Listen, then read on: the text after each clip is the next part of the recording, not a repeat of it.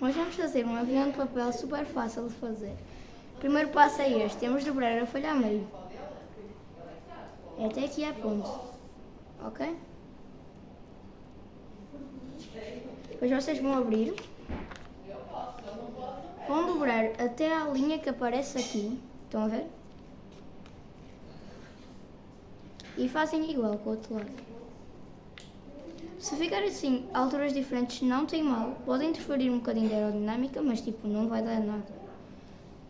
Aqui pode ser o passo mais difícil, mas é fácil. Vocês têm de puxar aqui para trás. Aqui fazem igual.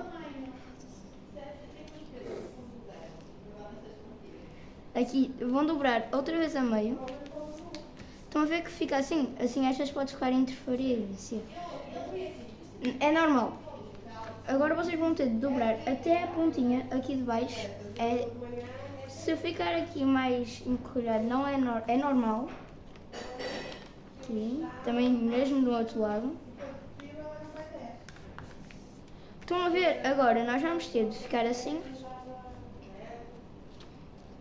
E olhem, ficam perfeitos. Ele é muito bom. Agora é só brincar e é isso.